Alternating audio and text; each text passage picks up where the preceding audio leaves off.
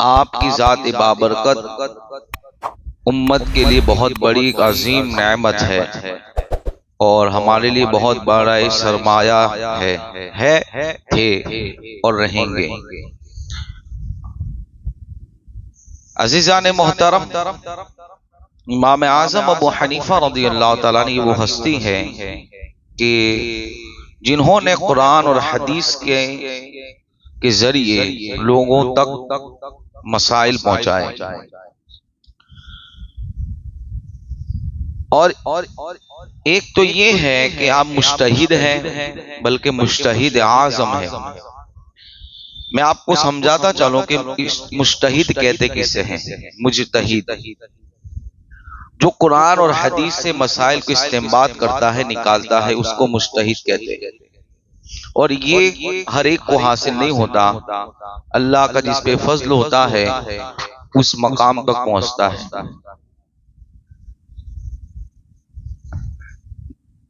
2024 के अंदर या आने वाले दिनों में कयामत तक, या हमने पिछले सालों में जिन चीजों को देखा कि वो कि कौन सी चीज हमारे लिए जायज है, नाजायज है, किसको हमें अवॉइड करना है, किसको अपनाना है, ये चीजें ऐसा होता है कि मार्केट में आने के बाद उस पे मुफ्तियाने किराम जो हमारे बड़े उलमा हैं उनके सेमिनार होते हैं और फिर उनमें बहस होकर फिर एक नतीजा होता है कि ये चीज जायज है, नाजायज है, मकरूह है और उसका बकदरे इस्तेमाल मजबूरी कितना कर सकते, ये सब चीजें होती हैं। और ये होता है, ये इसमें ये है कि चूंकि ये आपकी फील्ड नहीं, आप हम जैसों से सुन लेते हैं, आप हमसे पूछ लेते हैं, हम आपको बता देते हैं।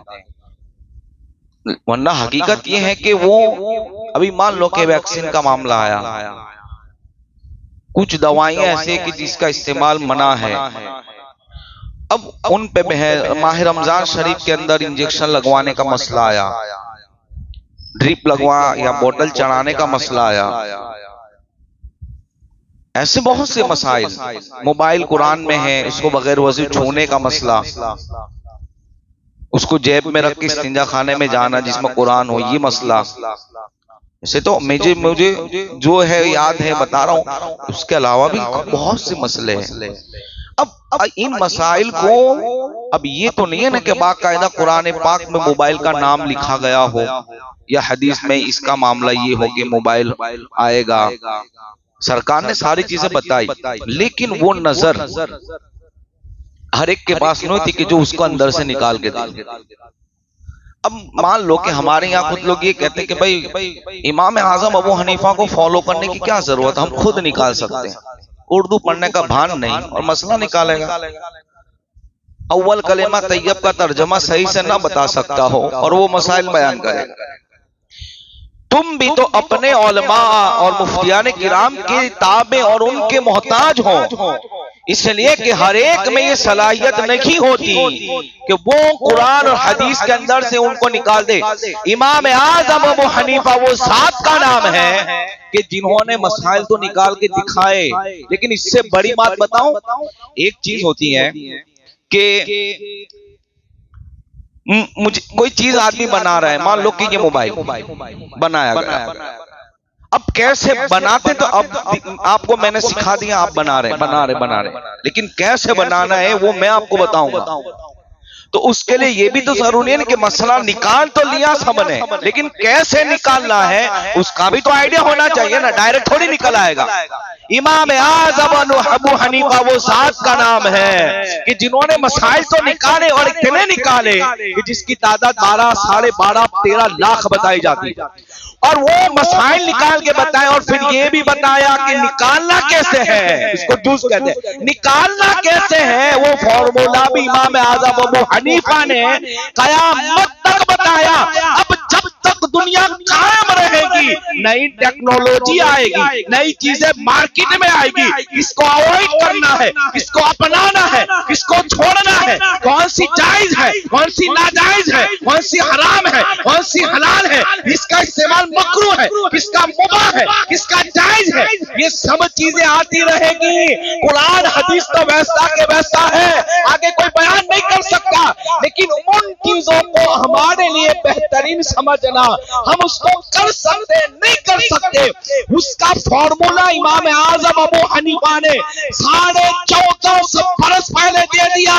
कयामत तक कोई भी मसला आएगा, इमाम आजम अबू हनीफा का दामन पकड़कर अगर कोई हल करेगा, इंशाअल्लाह कैसा भी मसला क्यों ना हो, इमाम की बरकत से वो हल होता नजर आ जाएगा। यही तो मैंने मन्ना, मुझे बताओ कुरान में मोबाइल है, पहले था कुरान में मोबाइल? बगैर वजू कुरान छूना क्या है? छू सकते हैं? नहीं छू सकते। जाहिल आदमी का नहीं छू सकते, लेकिन अगर इसमें है तो अब इसका मसला, माह रमजान में इंजेक्शन लगवाने का मसला, ये सारी मसाइल तो कहते हैं ऐसा जूस, यानी ऐसा फॉर्मूला उम्मत को अता फरमाया कि वो फॉर्मूले पे अगर कोई आज भी मुफ्ती अमल करे तो वो शरीयत के मुताबिक उम्मत को एक मसला देता नजर आएगा। ये है इमाम आजम अबू हनीफा, जिनको मुज्तहिद कहा गया। कौन इमाम आजम अबू हनीफा? ये कहते 3 हदीस याद थी, 17 हदीस याद थी। इमाम आजम अबू हनीफा वो है। इमाम बुखारी को सब पहचानते हैं, बुखारी शरीफ का नाम बहुत लिया जाता है। इमाम बुखारी रज़ियल्लाहु ताला अन्हु ने बुखारी बनाई, सरकार के फरमान को रखा। आज पूरी दुनिया में ऐलान किया जाता है कि बाद कुरान सबसे अफजल किताब बुखारी शरीफ है। इमाम आजम अबू हनीफा के शागिर्द इब्राहिम और उनके शागिर्द का नाम है इमाम बुखारी। यानी इससे मतलब ये पता चला कि जिसके शागिर्द की शागिर्द को बुखारी कहते हैं, उस इमाम की शान का आलम क्या होगा। अरे लोग अंदाजा लगाते हैं कि जब स्टूडेंट इतना टैलेंटेड है तो उस्ताद की शान क्या होगी। तो हम अगर देखना चाहते हैं इमाम आजम कौन है, तो देखो इमाम बुखारी को देखो, उनको देखोगे तो समझ आएगा इमाम आजम की अजमत क्या है। जब इमाम बुखारी बुखारी लिख सकते हैं तो उनके उस्ताद को 3 हदीस याद होगी। कोई ये कहे कि आप हाफिज और मैं, कोई मुझे ये कहे कि आपके उस्ताद को खाली 10 पारे याद थे, 20 पारे अब्बा ने याद कराए, 20 पारे भी तो उस्ताद ने याद कराए।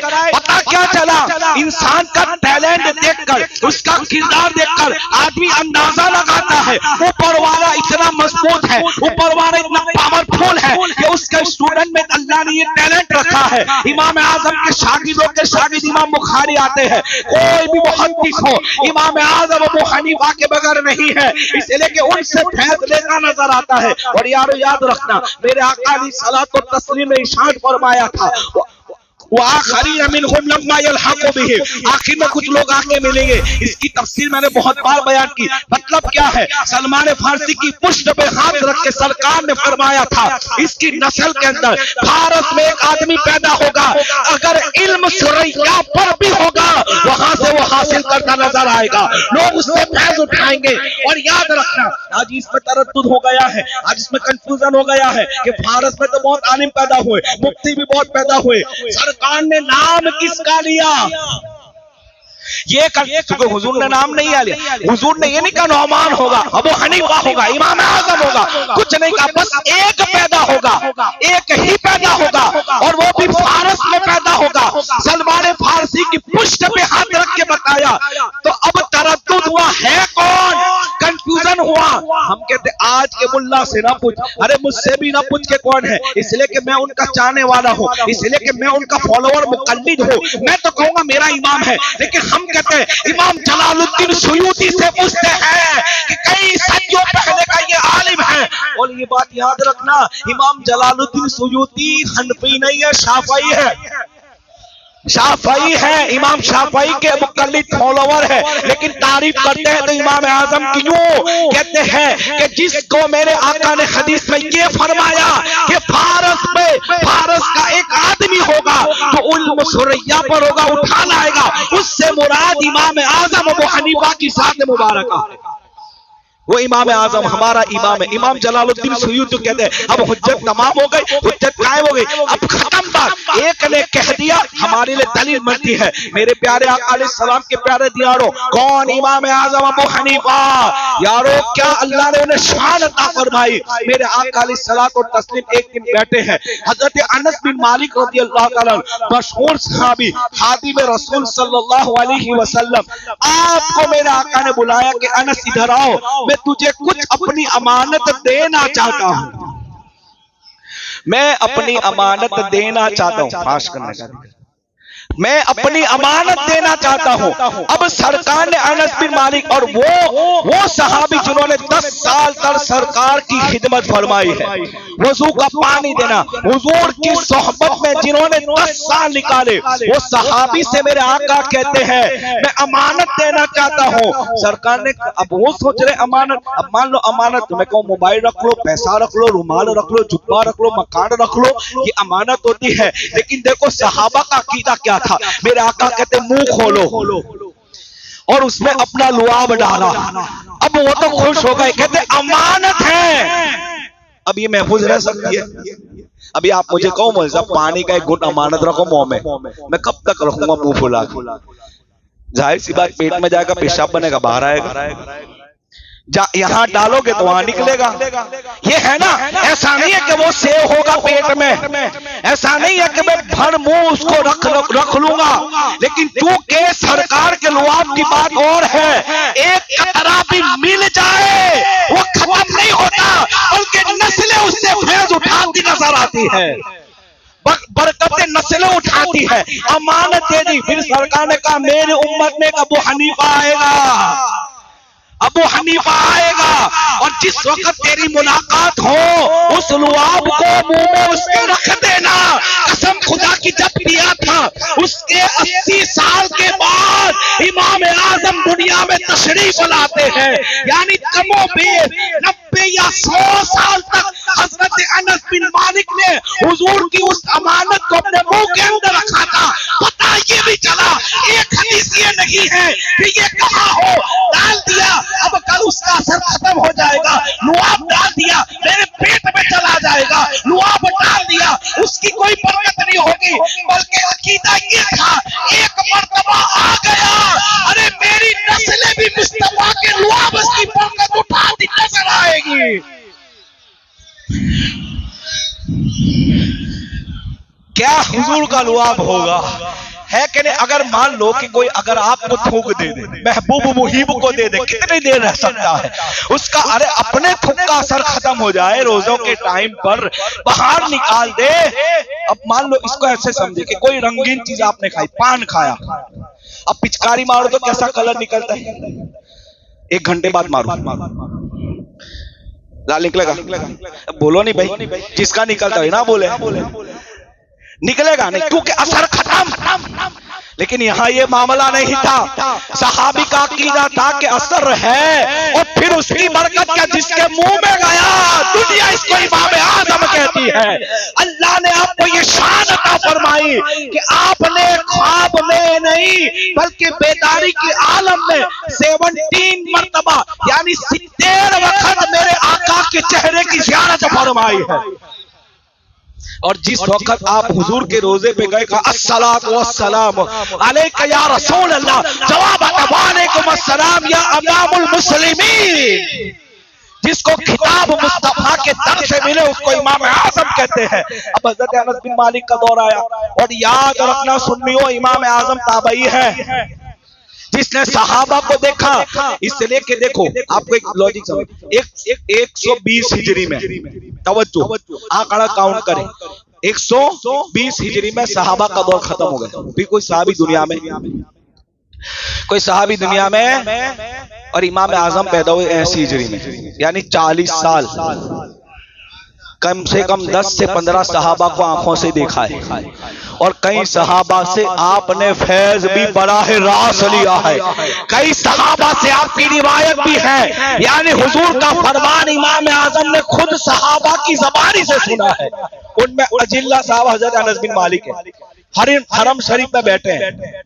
अब जब सहाबी का दौर इख्तिताम पर था तो लोग हुजूम आता था मिलने के लिए कि हुजूर ने जिनको देखा हम उन्हें देख ले। अरे उसकी चमक, उनके चेहरे पे वो चमक देखे आंखों में जिस आंखों ने मेरे मुस्तफा को देखा है, इसलिए कि जन्नत की बशारत है भाई।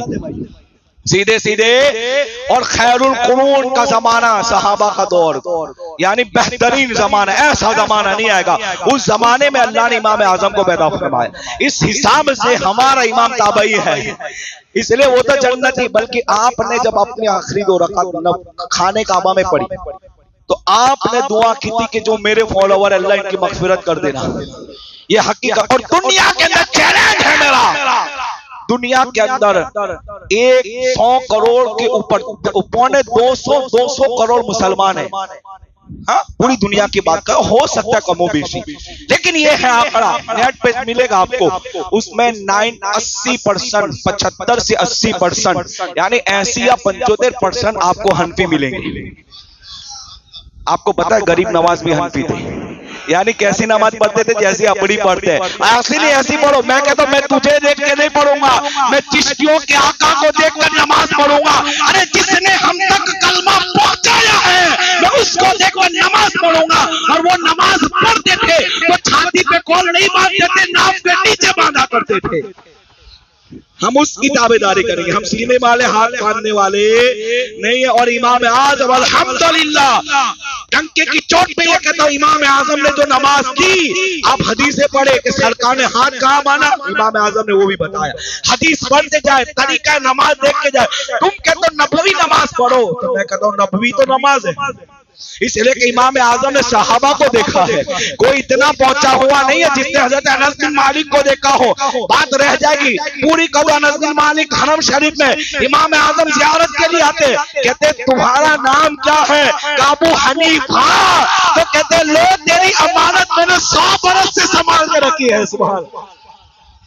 अब वो अमानत क्या दी? एक तो दुगना बरकत है, कहो सुभान अल्लाह। इसलिए कि सहाबी का दुआब भी कोई आम दुआब थोड़ी है, इसलिए कि मर्तबा सहाबियत इबादतों से नहीं मिलता, चेहरा मुस्तफा से मिलता है। मर्तबा सहाबियत मुस्तफा की सोहबत से मिलता है। मर्तबा सहाबियत चेहरा मुस्तफा को एक बार देखो, कसम खुदा की अल्लाह उसको मर्तबा सहाबत अता फरमाए। वो कहते अब क्या करूं? देखो अकीदा समझो यार मेरी बात, मैं जो लज्जत ले रहा हूं ना इस बात में, वाकया तो है ही, लेकिन लज्जत ये है कि अकीदा अपने जैसा था कि एक बार हाथ फेरो तो बरकत ही बरकत है। एक जगह बैठ जाए कोई वली, हम उस जगह को मुबारक मानते। क्यों? तेरे कदम एक बार पड़े हैं, यानी जहां जहां वहां वो रहते हैं वहां बरकतों का नुज़ूल होता है। कहते अब आओ करीब मैं अपना लुआब डालूं, फिर कहते ये लो ये सरकार का लुआब। जुमले पे गौर करें, मेरे मुंह से निकाल के मैं कहूं कि फला मुफ्ती का लुआब, तो क्या मौलवी साहब कांडे हो गए? लुआब तो तुम्हारा है। मैं कहूं कि बहुत बरस पहले इन्होंने दिया था आपकी अमानत को, उसका असर खत्म हो गया। तेरे मेरे लुआब का असर खत्म होता है। मुस्तफा का लुआब अगर गौसे पाक को मिले तो तकरीर करे तो 70,000 का मजमा सुनता नजर आता है। इसको कहते लुआब मुस्तफा। आंख में लग जाए, आंख का ढेरा बाहर आ जाए, वो लुआब होता है। लगने के बाद आंख चमकती और रोशन नजर आती है। हड्डी टूट जाए, सीमेंट का पटा लगाना पड़ता है, लेकिन एक बार लुआब लगे जिंदगी भर वो पैर इतना मजबूत होता है कभी कोई तोड़ नहीं सकता। लोगों को मिले बरकतें मिलती है। कहते लो मुस्तफा का लुआब, और अता फरमाया। फिर दुनिया ने देखा उसका मामला और बरकते कि 12,93,000 यानी 12,93,000 मसाइल इमाम आजम अबू हनीफा ने उम्मत मुस्लिमा को अता फरमा दिए। इमाम आजम, मैं क्या बोलूं क्या छोड़ूं, बस आपकी फिरासत पे आते हैं क्योंकि वक्त बहुत कम है। क्या अक्ल थी, क्या शान थी। इसलिए कि जो ऐसे होते हैं ना, तो बगैर किताब भी ना पढ़े फिर अल्लाह की तरफ से उसे वो बरकतें मिलती है कि जो उसके सीने में होता, और वो हाजिर जवाब होते हैं। इमाम आजम का तकवा भी ऐसा था भाई कि कूफा में एक दिन बकरी चोरी हो गई। 7 बरस बकरी की उम्र थी, 7 बरस गोश्त नहीं खाया, कहीं मेरे पास वो चोरी वाली बकरी का गोश्त ना हो जाए। ये तकवा था, ऐसे ही वो काम नहीं मिलते। बहरहाल क्या इल्म की शान थी, क्या फिरासत थी, क्या जहानत थी। एक पड़ोसी आपका आके कहते हजरत मेरा मोर चोरी हो गया, बहुत कीमती मोर था। कहती है डाउटफुल था क्या? 2-3 पे डाउटफुल है। तो क्या ऐसे तो हम डायरेक्ट नहीं कह सकते कि तूने मोर चुराया। कह सकते हैं? नहीं कह सकते। अगर कंप्लीटली फाइनल हो तो ठीक है। कहा कि रुक जा, फजर की नमाज में इसका हल बताता हूं। इमाम आजम मस्जिद के ओटले पे खड़े हो गए और कहते हैं वो यानी जो आ रहे थे लोग, कहा देखो कैसे कैसे लोग हैं कि अपने पड़ोसी का मोर चुराते हैं, उसका पीछा उसके सर पे होता है तो हाथ मार के देखता है, तो कहा देख ये रहा तेरा चोर। इमाम आजम थे। एक आदमी के घर चोरी हो गई, ये वाक्य बहुत अच्छा है। तो उसके अब जो मकान मालिक था उसने देख लिया, उसमें से एक आदमी ऐसा था जिसको वो पहचानता था कि फला महल्ले का फला गली का है, और वो चोर ने भी देखा कि ये मुझे पहचानता, उसने मुझे देख लिया। इसने क्या किया? इसने ये किया कि उसको रस्सी से बांध दिया कुर्सी पर और उससे कसम ले ली कि अगर तूने मेरा नाम जाहिर करा तो तेरी वाइफ को 3 तलाक दिया। भाई 3 तीना जोता है, ऐसा कहते हैं 100 दे तो भी एक, तो भी जो ऐसा करने का दुकान पे जाके 1 रुपया देना है, कहा 100 की वस्तु ले रही, वो कहता 100 इतने एक, तभी 1 रुपए की वस्तु देनी। भाई 100 इतने एक नहीं, एक होता है, 3 होता है, 3 तीना जोता है। 3 तलाक तो ये भी मानते पर एक साथ ना चले। तो मैं कहूं 1, थोड़ी देर बाद कहूं 2, फिर मैं 3 कहूं आधे घंटे बाद। आप कहेंगे कि मैं पूछो कितना हुआ था, कहेंगे 3, नहीं एक मिनट में बोलो 1 2 3, 2 3 9 3 अलग है, वही तो है। चाहे एक बार दो कि बार दो, 3 तीना जो होता है 3 ही होता है। और ये मसला 1400 बरस पहले भी है, यानी पता चला है। कहा तुझे कसम खा के अगर ऐसा हुआ तो तेरी वाइफ को 3 तलाक, इसने वो हल्फ उठा लिया। अब ये ना रहवाए ना सहवाए, और उसके अलावा भी एक हल किया कि अगर बताया तो सारा माल गुरमा में तकसीम हो जाएगा। अब ये बेचारे क्या मामला इमाम आजम अबू हनीफा के पास आया। इमाम ने कहा अब अच्छा इसने ऐसा भी किया था कि उंगली का इशारा भी नहीं करने का, क्या आदमी बोला है तो ना, इतनी क्या बात दी, बड़ी समझ, नाम तो डिक्लेयर नहीं करना। इसके अलावा तुझे मेरी सिफत भी बयान नहीं करनी कि ऐसा दिखता है, ऐसा है, कुछ नहीं, रास्ता बंद कर दिया। बोलूं तो मेरी औरत गई और घर का माल भी चोरी हो गया। इमाम आजम अबू हनीफा ने कहा इसका हल है। क्या क्या हल है? कहा तेरे तुझे जिस पे बहुत भरोसा हो इसको मेरे घर भेज दीजिए, यानी जिस पे तू बहुत एतमाद करता हो, भरोसा करता हो। अब उसने कहा कि मेरा सगा भाई अजय, कहा भेज दो। आ गया। अब कहा देख सुन, तेरे भाई को मस्जिद के ओटले में बिठा दे, इसलिए कि उसने ये भी कहा था कि इमाम वो मेरे मुसल्ले का, उसका मुसल्ला मेरी मस्जिद में है, मतलब हमारी मस्जिद का नमाजी है, यूं इसको समझने के लिए, और वो आता जाता रहता है, ये कंफर्म है। अब नमाजी तो यहाँ भी बहुत आते हैं, उस वक्त भी बहुत। कौन नमाजी जो नमाज पढ़े, नमाजी 500 200 100 1000 भी हो सकते हैं। तो अब क्या करे? तो कहा तेरे भाई को कहां बिठा दे, ने एक एक करके मस्जिद से निकाल, ने पूछ क्या चोर था? तो तेरा भाई जी होएगा, इसका तो नाम नहीं ले तो तलाक हो जाएगी, ये नहीं हो इसका तो ले सकता है। नहीं यदि आवे तो चुप हो जाए। वो आया चुप हो गया, कहा यही चोर है, बीवी तलाक से बच गई। ये जहानत थी। एक आदमी आके कह रहा हजरत मैंने खजाना छुपाया, मिलता नहीं, ढूंढने के लिए हेल्प करो, चल तेरे घर। पहले तेरे घर नहीं चला, तेरे रिश्तेदारों में चल, और कहां खजाना छुपाया जाता है? कहा फला जगह में छुपाते। घर उसके गया का निशान लगा, खोद, 4 जगह खोली, चौथी जगह से खजाना निकल गया। एक आकर कहता है मैं फला चीज भूल गया, इमाम आजम कहते 1000 रकात नफल की मन्नत मान और पढ़। 2 रकात पढ़ी, तीसरी रकात में शैतान ने याद दिलवा दिया, छोड़ के नाट गया। इमाम आजम कहते बंदा पूरी तो कर लेता, बंदा पूरी। यानी ये इमाम की जहानत थी। कोई भी मसला हो, एक मर्द अपने बीवी से कहता है अगर तू चांद से ज्यादा खूबसूरत ना हुई तो तुझे 3 तलाक। अब सब आके गए, फतवा दे दिया, तलाक हो गई। इसलिए इसकी वाइफ काली थी या श्याम होगी, चांद अब होगी खूबसूरत तो चांद जैसा तो नहीं हो सकता। ये कहते चांद का मुखड़ा, ये सब झूठ होता है। कोई चांद का मुखड़ा होता, इसलिए कि चांद खूबसूरत है। क्यों है कि मुस्तफा के नूर से बना है। का 3 तलाक। अब इसकी बीवी परेशान, ये परेशान, बोल तो दिया। और याद रखना ये गोली की बंदूक है, निकलने के बाद पीछे नहीं आवे। शादी के बाद ये के बोल दिया, गुस्से में बोल दिया तो कोई गार्डन में बिठा के तलाक नहीं बोलता, तलाक गुस्से में बोलाती है। इसलिए इस चीज पे बहुत जरूरी है। मसला नहीं खबर होती, बोलने बाधा होते, क्या करूं तो पहले पूछना था, ने बोले बात तो गई, कोई मतलब नहीं। तलाक का अल्फाज ये हमारे लिए कमान के तीर की तरह निकल गया, वापस नहीं आएगा। इसलिए शरीयत के जो कानून है कि 1-2 मोहलत दो, ये है इस्लामी तरीका। लेकिन बोल दी कि मौसा एक तो कहते 100 दे दी थी, मैं कहा 100 तो बता रहे हैं, 3 में गई, 97 रख तेरे पास। इसलिए कि ये बहुत नाजुक, इसलिए जल्दबाजी में तलाक का अल्फाज तो लाने के नहीं। एक बात याद रखो, कब कुछ भी हो जाए डायरेक्ट नहीं बोलना, बोलेंगे तो गई, फिर बाद में मसला पूछना आएंगे कि चलो सुन्नी तो नहीं हदीस में जाएंगे तो वहां रियायत है, रख लो। अब मैं क्या बोलूं हया के पर्दे में, आगे फिर क्या होगा?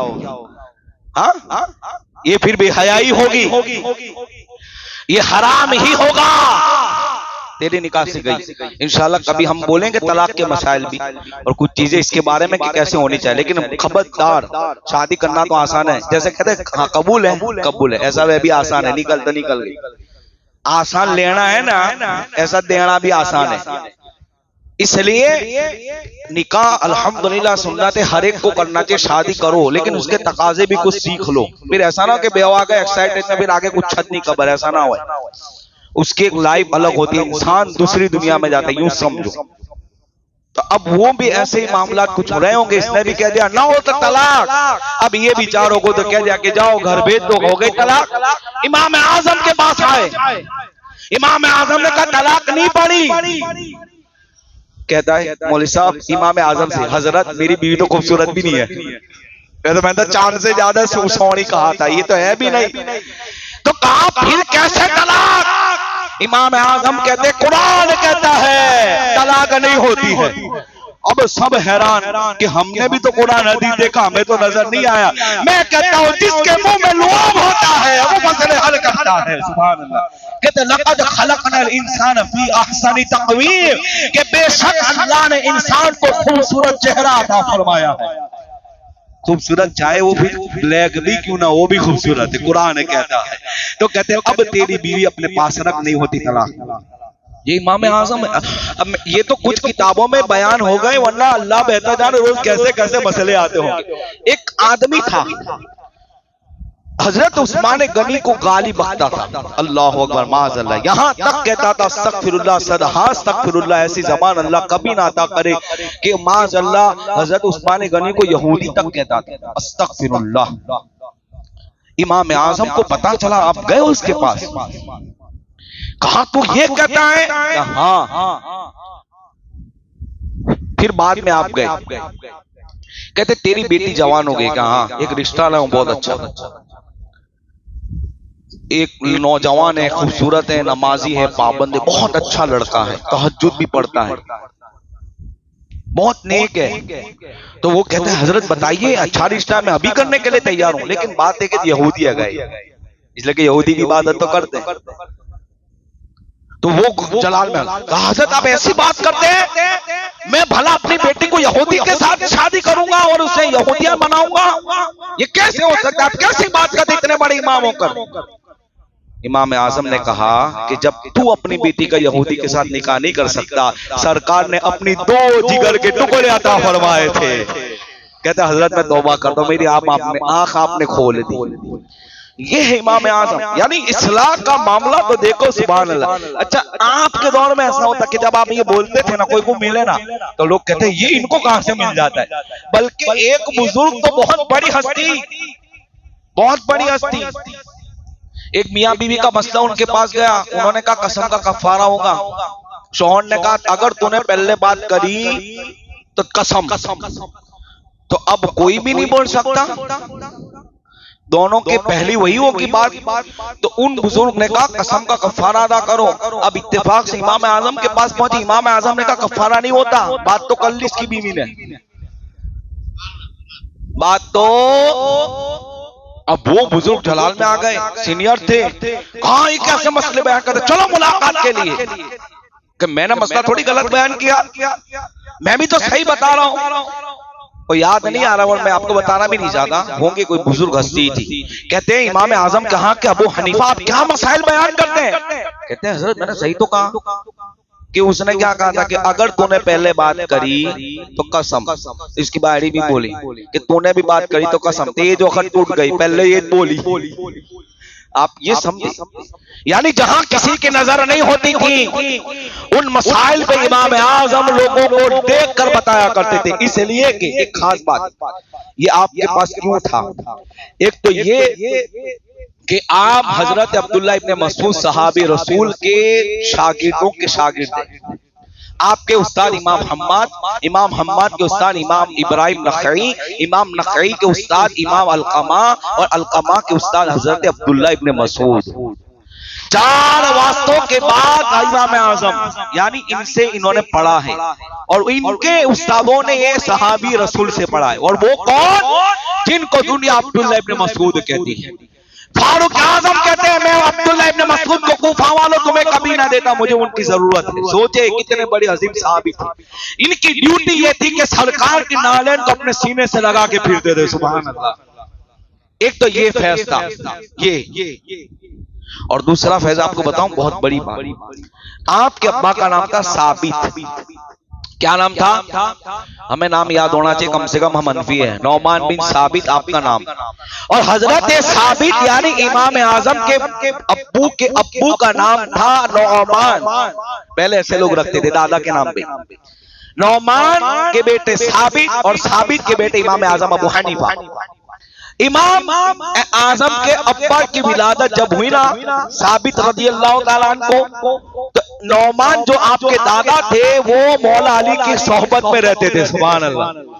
और मौला अली जिस वक्त कूफा तशरीफ लाए, मुहर्रम में बयान करते हैं कि खिलाफत का जो मामला था दारुल सल्तनत, तो ये आपने मदीना शरीफ को छोड़कर कूफा में बनाया। वही फैसले, आप वही कयाम में थे, वही रहते थे, घर भी था, बच्चे भी आपके वही थे। हजरत साबित की जब छोटी उम्र थी 2 या 3 साल के इमाम आजम के अब्बा की, तो आपके दादा एक दिन गोद में उठा के मौला अली के पास लेकर आए और आपके अब्बा को मौला अली ने अपनी गोद में बिठाया। और उसी वक्त आपके अब्बा के लिए मौला अली ने दुआएं बरकत फरमाई। लोग कहते हैं इमाम आजम को देखना है तो समझ लो वो वही बरकत है जो अली की दुआ की थी कि मौला अली ने इनके लिए दुआ फरमाई।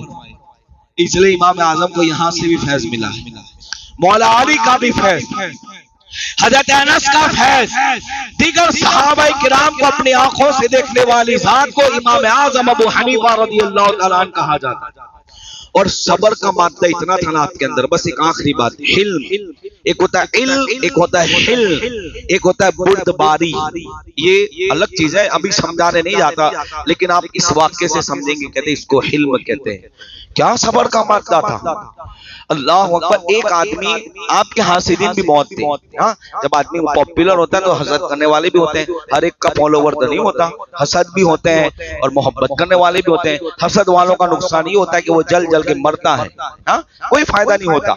कहते हैं कि एक आदमी को लगाया कि आपको इतनी बुरी बुरी गालियां देता, आपके पीछे चलता था, गाली पे गाली।